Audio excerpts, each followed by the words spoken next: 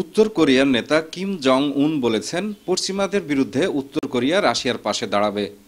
তিনি বলেন, পশ্চিমাদের বিরুদ্ধে রাশিয়ার জাতীয় সার্বভৌমত্ব রক্ষায় পিয়ংইয়ং মস্কোর পাশে থাকবে। দুই দেশের মধ্যে প্রতিরক্ষা সহযোগিতা নিয়ে আলোচনা করতে শুক্রবার পিয়ংইয়ংয়ে পৌঁছানো রাশিয়ার প্রতিরক্ষা মন্ত্রী আন্দ্রে বেলুসভের সঙ্গে এক বৈঠকে কিম একথা বলেন। রাশিয়া ও উত্তর কোরিয়ার মধ্যে সম্পর্ক বর্তমানে নতুন উচ্চতায় পৌঁছেছে। সম্প্রতি তার ব্যাপক কৌশলগত সামরিক অংশীদারিত্ব চুক্তি সই করেছে। চুক্তি অনুযায়ী এক পক্ষ আক্রান্ত হলে অন্য পক্ষ দেরি না করে সমস্ত উপায়ে সামরিক ও অন্যান্য সহায়তা সরবরাহ করবে। উত্তর কোরিয়ার রাষ্ট্রীয় মিডিয়া কেসিএনএ অনুসারে কিম পশ্চিমা ও ইউক্রেনের সাম্প্রতিক বেপরোয়া সামরিক হঠকারিতার নিন্দা করেন, সেই সঙ্গে রাশিয়ার সঙ্গে ক্রমবর্ধমান সহযোগিতার প্রশংসা করেন।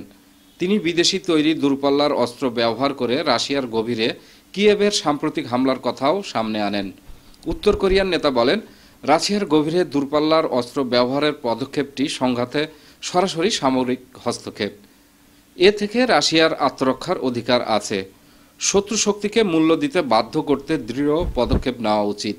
তিনি বলেন, উত্তর কোরিয়া সাম্রাজ্যবাদীদের আধিপত্যের পদক্ষেপ থেকে সার্বভৌমত্ব এবং আঞ্চলিক অখণ্ডতা রক্ষার জন্য রাশিয়ান ফেডারেশনের নীতিকে সর্বদা সমর্থন করবে।